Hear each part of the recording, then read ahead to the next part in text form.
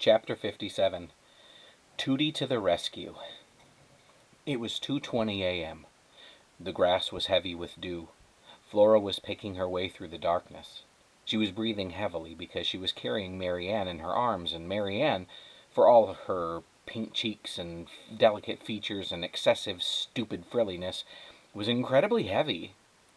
Talk about stout, thought Flora. The criminal element. Can one reason with a criminal?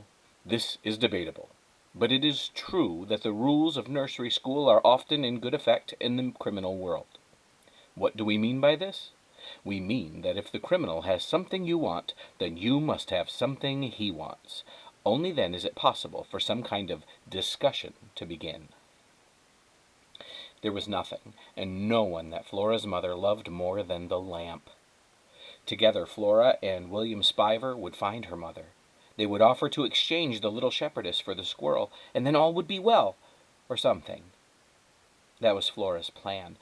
But first she had to find William Spiver, and she didn't think that it would be a good idea to ring Tootie's doorbell at 2:20 a.m. "William Spiver?" said Flora. Here she was, standing in the dark, holding an unlit lamp and hoping that a temporarily blind boy would hear her call his name and come help her rescue her squirrel, a squirrel who, for a superhero, sure did seem to need a lot of rescuing. Things were pretty grim. "William Spiver?" she said again. "William Spiver." And then, without really intending to, she started saying William Spiver's name over and over, louder and louder. "William Spiver, William Spiver, William Spiver, William Spiver, William Spiver, William Spiver." There was no way he would be able to hear her, of course. She knew that. But she couldn't make herself stop. She just stupidly, idiotically, hopefully kept saying his name. "Flora Belle? William Spiver, William Spiver, William Spiver. Flora Belle? William Spiver, William Spiver, William Spiver. Flora Belle!" And there he was, standing at a darkened window, conjured apparently by her need and her desperation and her words. William Spiver. Or at least the shadow of William Spiver. "Oh," said Flora. "Hello." "Yes, hello to you too," said William Spiver. "How lovely of you to visit in the middle of the night." "There's been an emergency," said Flora. "Right," said William Spiver. "Just let me put on my bathrobe." Flora felt a familiar prick of irritation. "It's an emergency, William Spiver. There's no time to waste. Forget about your bathrobe." "I'll just put on my bathrobe," said William Spiver, as if she hadn't said anything at all. "And I'll be right there, wherever there is." It is shockingly difficult to locate even the most obvious things when one is temporarily blind. The world is very hard to navigate when you can't see. Although, to be perfectly frank, I had trouble navigating the world even before the advent of the blindness. I've never been what you would call coordinated or spatially intelligent. It's not even that I bump into things. It's more that things leap out of nowhere and bump into me.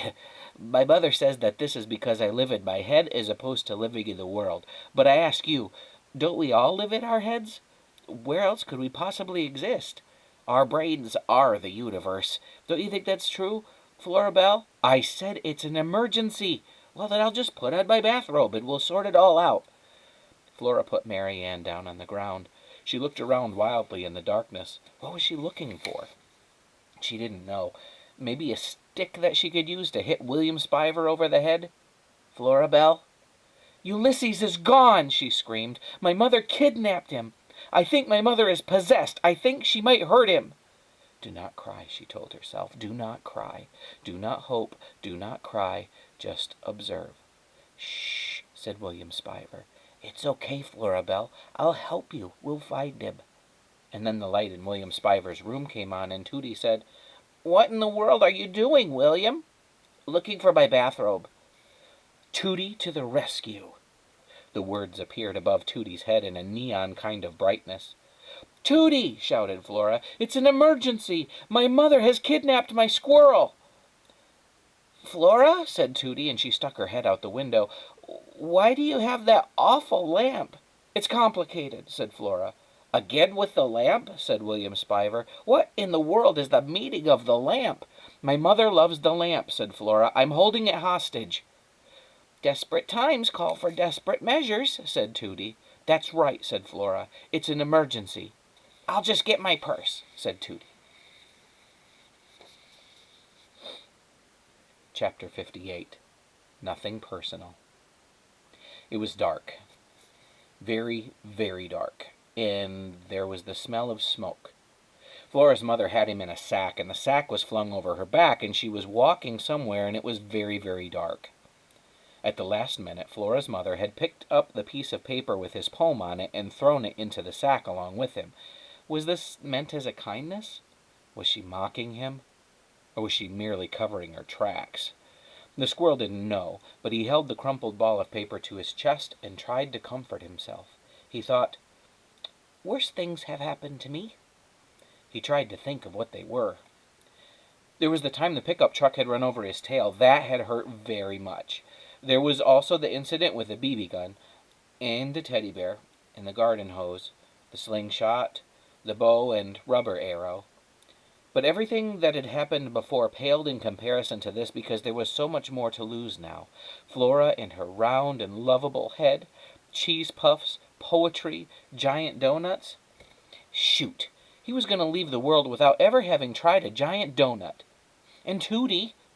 Tooty had said that she was going to read poetry out loud to him. That would never happen now, either. It was very dark in the sack. It was very dark everywhere.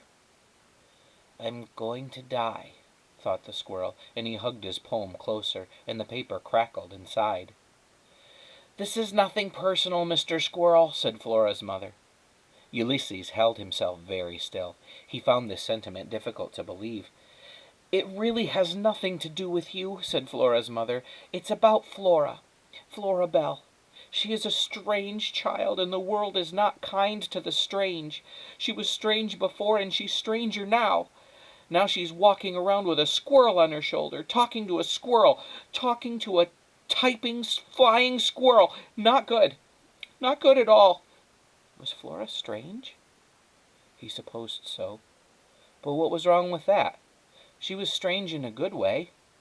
She was strange in a lovable way. Her heart was so big. It was capacious, just like George Buckman's heart. "Do you know what I want?" said Flora's mother. Ulysses couldn't imagine. "I want things to be normal. I want a daughter who is happy. I want her to have friends who aren't squirrels, and I don't want her to end up unloved and all alone in the world. But it doesn't matter, does it?" "It does matter," thought Ulysses. "It's time to do what needs to be done," said Flora's mother. She stopped walking. Uh-oh, thought Ulysses. Chapter 59. Destination Unknown. Tooty was driving, if that's what you wanted to call it. She didn't have her hands at 10 o'clock and 2. She didn't have a hand at any o'clock. Basically, Tooty drove with one finger on the wheel. Flora's father would have been appalled. They were in the front seat, all four of them. Tooty, Mary Ann, Flora, and William Spiver, and they were speeding down the road. It was alarming and exhilarating to be going so fast. "So your plan is to effect an exchange?" said William Spiver. "The lamp for the squirrel?" "Yes," said Flora. "But, and please correct me if I'm wrong, we have no idea where the squirrel and your mother are."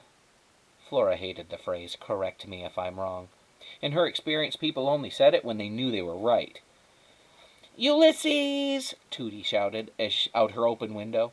"Ulysses!" Flora could see the squirrel's name, Ulysses, flying out of the car and into the night, a single beautiful word that was immediately swallowed up by the wind and the darkness. Her heart clenched. Why hadn't she told the squirrel she loved him? "I hate to be the voice of reason," said William Spiver. "Don't be, then," said Flora. "But here we are, speeding down the road, and we are speeding, aren't we, Great Aunt Tooty? Surely we are exceeding the posted speed limit?" "I don't see a posted speed limit," said Tooty. She hollered Ulysses' name again. "In any case," said William Spiver, "it seems that we are going extremely fast, and we are speeding where exactly? We don't know. We are en route to an unknown destination, calling out the name of a missing squirrel all the while. It doesn't seem one bit rational." "Well, what's your idea?" said Flora. "What's your plan?" "We should try to think where your mother would have taken him. We should be logical, methodical, scientific." "Ulysses!" screamed Tooty. "Ulysses!" screamed Flora. "Saying his name won't make him appear," said William Spiver. But saying William Spiver's name over and over had made him appear. This, Flora knew from Terrible Things Can Happen to You, was magical thinking, or mental causation. According to Terrible Things, it was a dangerous way to think. It was dangerous to allow yourself to believe that what you said directly influenced the universe. But sometimes it did, didn't it? Do not hope, Flora thought. But she couldn't help it. She did hope. She was hoping. She'd been hoping all along. "Ulysses!" she shouted. The car slowed down. "What now?" said William Spiver. "Have we spotted something squirrel-related?" Tooty used a single finger to steer the car to the side of the road. "Let me guess," said William Spiver as they coasted to a stop. "We've run out of gas." "We've run out of gas," said Tooty. "Oh, the symbolism," said William Spiver. Why, Flora wondered.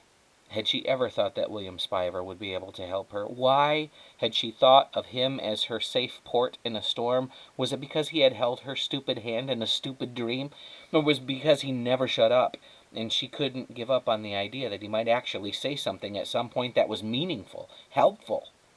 Talk about magical thinking. "Where are we?" Flora said to Tooty. "I'm not entirely certain," said Tooty.